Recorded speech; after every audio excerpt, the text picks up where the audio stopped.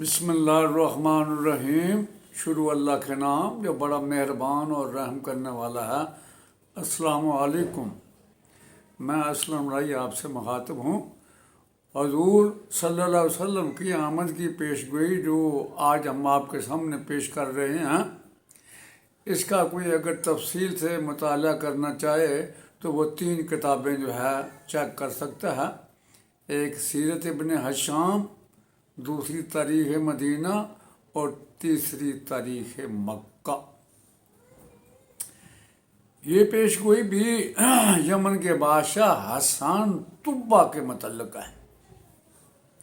حسان طبہ حضور کی آمد سے 700 سال قبل گزرا۔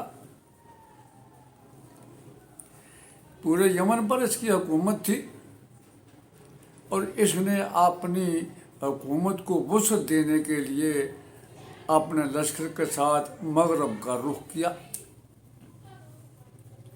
پہلے یہ مدینہ پہنچا۔ مدینہ میں اس وقت بنو نجار کا سردار ایک شخص ابو انعم عمر بن طلحہ تھا۔ مدینہ کے لوگوں نے اسے مشورہ کیا کہ یمن کا بادشاہ حسان طبہ مدینہ پر حملہ آور ہونے کے لیے آ رہا ہے، لہذا ہمیں مقابلہ نہیں کرنا چاہیے، صلح صفائی سے معاملے کو ٹال دینا چاہیے۔ انعم بن عمر ابن طلحہ نے اسے اتفاق کیا، چنانچہ وہ حسان طبہ کی خدمت میں حاضر ہوا اور ایک طرح کی اپنی آتش کی پیشکش کر دی۔ حسان طبہ نے اسے قبول کر لیا، چنانچہ مدینہ پر حملہ آور ہونے سے پہلے اس نے اطاعت جو تھی مدینہ والوں نے پیش کی وہ قبول کر لی، اور وہاں اپنے بیٹے کو اس نے اپنی طرف سے خلیفہ مقرر کیا۔ اس وقت مدینہ تو نبی کا نام یثرب تھا۔ چنانچہ اپنے بیٹے کو وہاں حاکم بنانے کے بعد وہ آگے بڑھا۔ ابھی راستے ہی میں تھا کہ مدینہ کے کچھ لوگوں کے ساتھ اس کے بیٹے کا تکرار ہو گیا، جس کے نتیجے میں اس کے بیٹے کو قتل کر دیا گیا۔ حسان طبہ کو جب خبر ہوئی کہ اس کے بیٹے کو قتل کر دیا گیا ہے تو وہ بڑا خفا ہوا، بڑا انگیختہ ہوا، اور اس نے قسم کھائی کہ میں اس شہر کو تہس نہس کر کے رکھ دوں گا اور وہاں کے لوگوں کا قتل عام کروں گا۔ چنانچہ مدینہ پر حملہ آور ہونے کے لیے اور لوگوں کا قتل عام کرنے کے لیے جب وہ قریب آیا تو 2 یہودی عالم جو اس وقت یثرب ہی کے رہنے والے تھے، حسان طبہ کی خدمت میں حاضر ہوئے اور اسے مخاطب کر کے انہوں نے کہا، بادشاہ، اس شہر پر حملہ آور ہونے کی کوشش نہ کرنا، تباہ و برباد ہو جاؤ گے۔ اس شہر کو طیبہ بھی کہتے ہیں۔ سن بادشاہ، یہ ایک آنے والے رسول کا دارالہجرت ہے، اگر اس کو نقصان پہنچاؤ گے تو نقصان پہنچانے سے پہلے تمہیں خود کو نقصان ایسا پہنچے گا جس کی تم تلافی نہیں کر پاؤ گے۔ انہوں نے کہا کہ ہماری صحائف، ہماری کتابوں میں اس رسول کی آمد سے متعلق تفصیل سے لکھا ہے، لہذا ہم تمہیں مشورہ دیتے ہیں کہ اس شہر کو نقصان نہ پہنچاؤ، ورنہ تم خود نقصان تم خود نقصان اٹھاؤ گے۔ حسان طبہ نے ان کی بات کو تسلیم کر لیا اور آپ صلی اللہ علیہ وسلم کی آمد سے متعلق اس نے ان سے تفصیل بھی پوچھی۔ یہودیوں نے انہیں تفصیل بھی بتائی کہ یہ آنے والے رسول کا دارالہجرت ہے اور یہاں لوگ جو ہے ان کے پیروکار بنیں گے اور خلق جو ہے ان کا اتباع کرے گی۔ پس یہ ساری تفصیل جاننے کے بعد مورخین لکھتے ہیں کہ اس حسان طبع نے پہلے ہی حضور پر ایمان لیا، اور وہ ایسا متاثر ہوا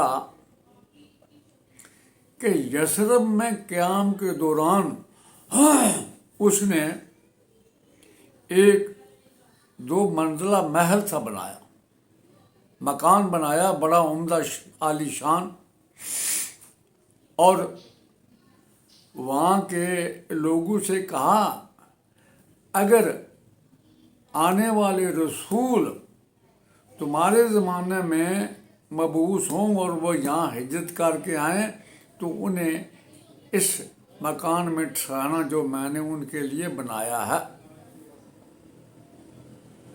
اور اگر تمہارے زمانے میں وہ نہ آئیں تو کسی کو اس مکان کا متولی بنا دینا تاکہ اس کی نسل اس مکان کی دیکھ بھال کرتی رہے یہاں تک کہ آنے والے پیغمبر جو ہے اس میں آ کے قیام کرے۔ چنانچہ اس کے کہنے پر ایک شخص کو اس کے بنائے ہوئے محل نما مکان کا متولی بنا دیا گیا۔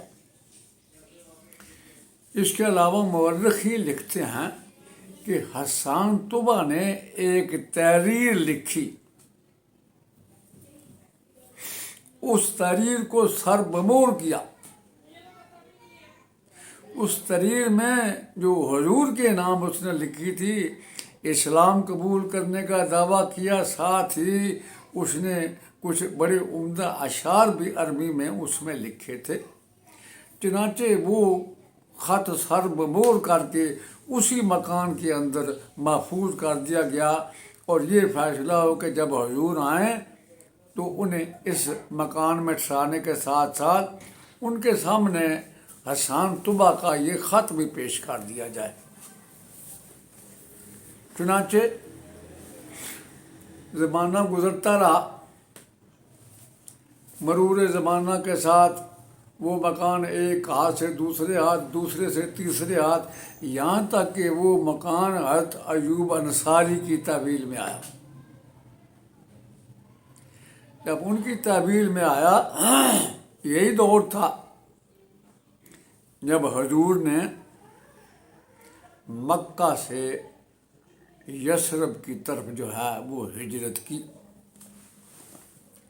چنانچہ جب قصوہ نام کی آپ کی اونٹنی مدینہ یعنی یثرب میں داخل ہوئی تو ہر قبیلے کا سردار آپ کی خدمت میں حاضر ہوا اور التماس کرتا رہا کہ میرے قبیلے کی بڑی تعداد ہے، آپ میرے پاس قیام کریں، میں آپ کے پورے آرام کا اور حفاظت کا سامان کروں گا۔ ایک سے ایک بڑھ کے قبیلے کا سردار آپ کو اپنے ہاں ٹھہرانے کے لیے تیار تھا، لیکن آپ ایک ہی جملہ فرماتے تھے، آپ فرماتے تھے کہ میری اونٹنی اللہ کی طرف سے جو ہے مبعوث ہے اور یہ جہاں بیٹھے گی میں وہیں قیام کروں۔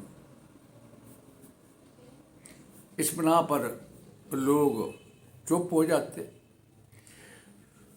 چنانچہ اونٹنی آپ کے شہر میں داخل ہوئی اور عین حسان طبع کے بنائے ہوئے مکان کے سامنے جو اس وقت حضرت ایوب انصاری کی تعویل میں تھا، اونٹنی آ کے بیٹھ گئی۔ حضرت ایوب انصاری بھاگے ہوئے آئے، اونٹنی کا کجاوا اتارا، حضور کو پہلے انہوں نے جو ہے اوپر والے حصے میں ٹھہرانا چاہا تاکہ آپ اوپر رہیں۔ آپ نے فرمایا میرے پاس لوگوں کا آنا جانا ہے لہذا میں نیچے رہوں گا۔ چنانچہ حضرت ایوب انصاری اپنے اہل خانہ کے ساتھ اوپر رہے اور حضور نے نیچے قیام کر لیا۔ عزت کا یہ مقام تھا کہ حضرت ایوب انصاری 2 وقت کا کھانا بڑے پیار اور محبت سے بنا کے حضور کی خدمت میں پیش کرتے تھے، اس لیے کہ ابھی تک ازواج مطہرات نہیں پہنچی تھی۔ اس معاملے میں جو سب سے پہلا تحفہ حضور کی خدمت میں آ کے پیش کیا وہ ایک شخص زید بن ثابت کا تھا۔ عربوں کے ہاں سرید جو کھانا ہے وہ بڑی رغبت سے کھایا جاتا ہے۔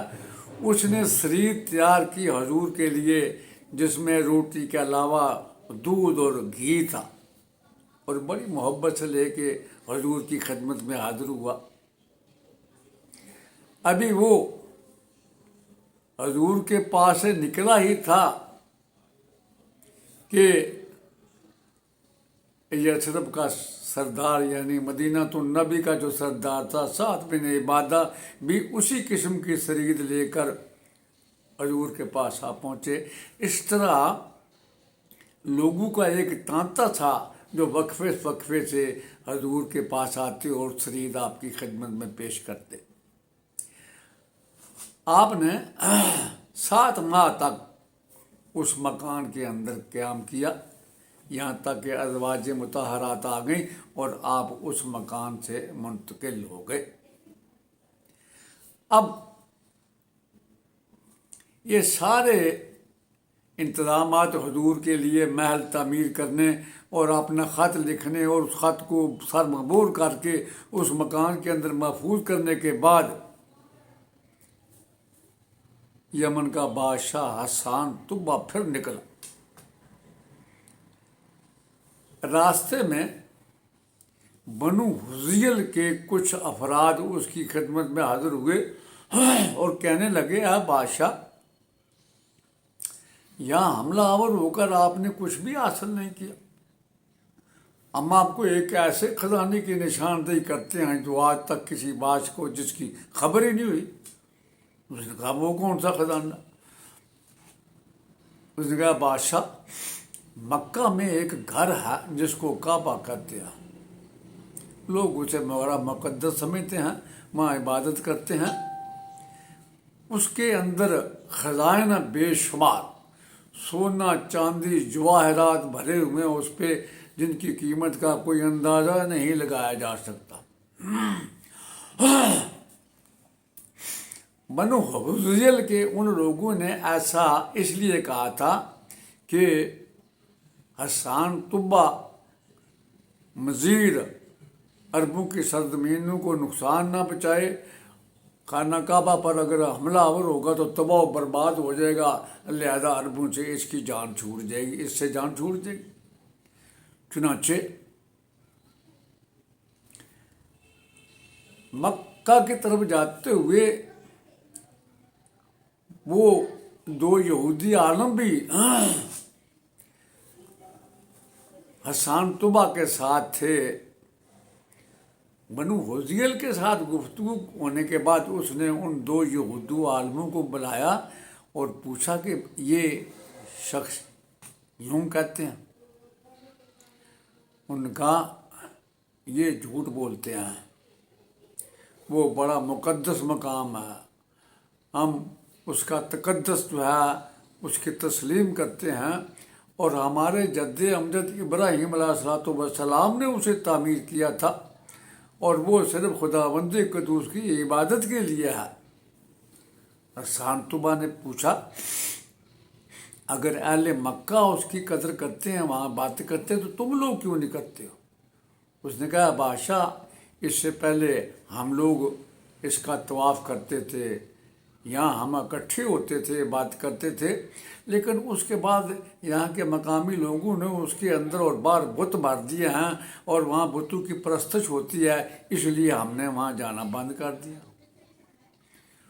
تو حسان طبہ نے بنو حذیل کے ان لوگوں کو جھوٹ بولنے پر سزا دی، اور پھر وہ مکہ کی طرف روانہ ہوئے۔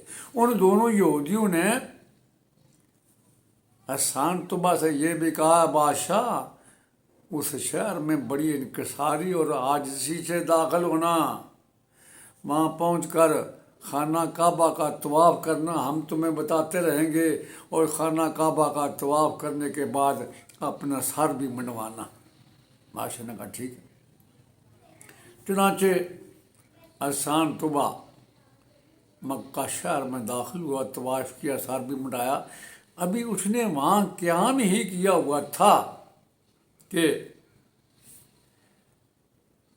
سوتے میں اسے خواب میں یہ حکم ملا کہ اے بادشاہ اس مقدس مقام پر غلاف چڑھانے کا اہتمام کر.